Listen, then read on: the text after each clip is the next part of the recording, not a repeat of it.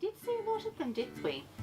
Oh, hello, my little poppets. Oh, well, I have just had the most exciting afternoon. Stinky and I have been bird watching. Now, I don't know if any of you have been bird watching, but it's a lot of fun, isn't it, Stinky dear? Yes, it is. Now, the thing is, though, my little poppets, when you're bird watching, you have to keep very, very still. And it does help if you have a bit of a disguise or if you can use some camouflage. Now, Stinky, do you remember what we saw, dear? Yes, we did. We saw parrots and we saw some honey-eating birds, and we also saw some pigeons. And it was quite wonderful to see the parrots in the trees. I have a lovely apple tree, you see, in my garden, which is quite unusual for this time of year to see them because it is winter time at the moment. But they must like that tree, I think, Stinky, because they always seem to be in it, don't they? Yes, they do.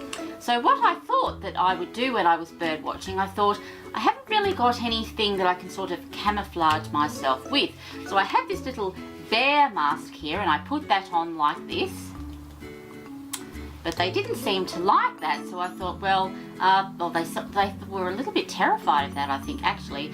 So I thought, well, I'll just have my usual old mush there and I won't bother about a mask or any sort of camouflage. And unfortunately, the sight of my face seemed to scare them even more, so they all took off and flew away. But anyway, I'm rambling on again, as I do, waffling on. We must crack on and get on with the story. Now, speaking of birds and eggs, because sometimes you do find a nest when you're bird watching, and it's very important not to touch them, mind you, we have a rather large egg here. Thank you, Stinky dear. Look at that one. A pretty blue egg, and I do believe it has a few cracks in the egg, so I hope that's, I don't know if that's normal or perhaps it's something's going to hatch out of it, I don't know. But anyway, speaking of eggs, today's story, my little poppets, is called, and wait for it, Hunwick's Egg. Thank you, Stinky dear, Hunwick's Egg. What a marvellous book, and I'm looking forward to reading this one.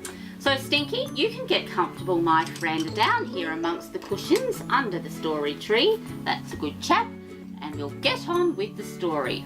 Hunwick's Egg, and I do believe that's a rather lovely bilby on the front cover, which you can find in the Australian bush.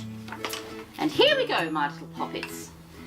Once upon a time, at the edge of a wide and dusty desert, there lived an old bilby.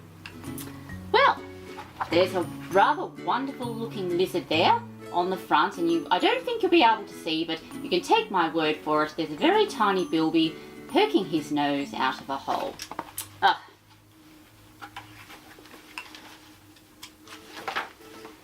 His name was Hunwick. And there's Hunwick there. That's a much better picture.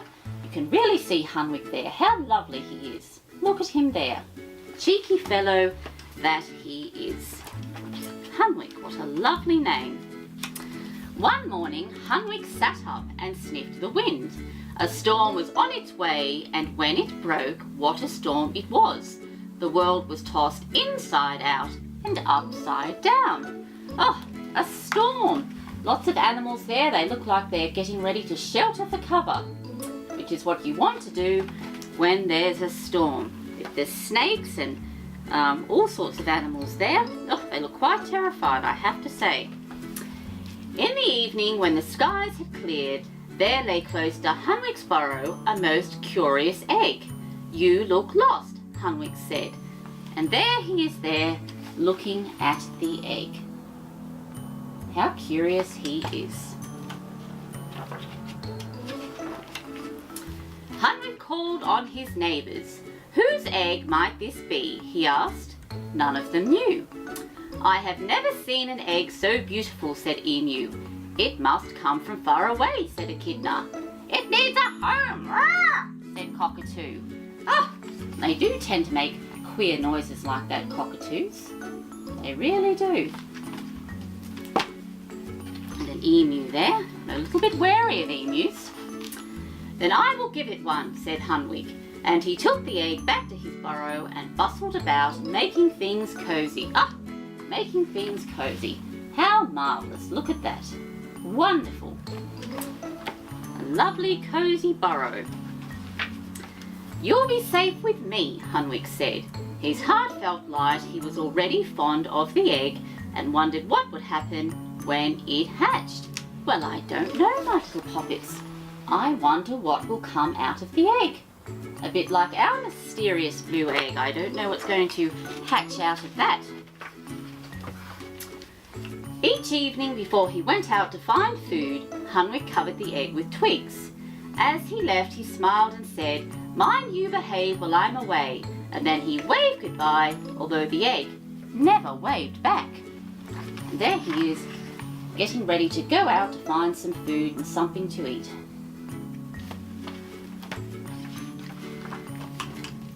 Neither did it hatch. Oh, it hasn't hatched yet. And there's the egg lying there. I wonder what's going to happen. One night when the stars were coming out in 2s and 3s, Hunwick was brave enough to speak his mind. "I'm glad I found you," he said, not looking at the egg directly. The egg made no reply, neither did it hatch. No, well, there's no movement there, and the egg still hasn't hatched. He's been waiting an awfully long time for this egg. Hunwick and the egg often sat side by side. In the moonlight, Hunwick would tell stories from his past, exaggerating here and there from time to time. He also shared his troubles. The egg listened in respectful silence, but did not say a word. Neither did it hatch.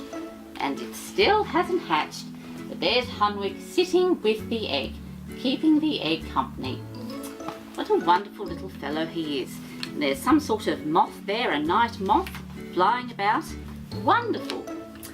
At bedtime, Hunwick would hold the egg close. "We're together, you and I," he'd say, "and this is our home." The egg was a good friend to Hunwick. It listened well, and it was always there. But Hunwick's neighbours watched and worried and wondered. Well, I suppose they would be wondering what on earth is going on with that egg. And there's a lovely echidna there and some ants. For those of you who don't know, my little poppets, echidnas love ants. And sometimes in the Australian bush, if you're lucky enough, you can see one. Although normally when you come across an echidna, they sort of curl up in a little ball. "That egg," said Emu, "will it ever hatch?" "Not now," said Echidna. "Not ever," said Cockatoo. "Poor Hunwick," they said together.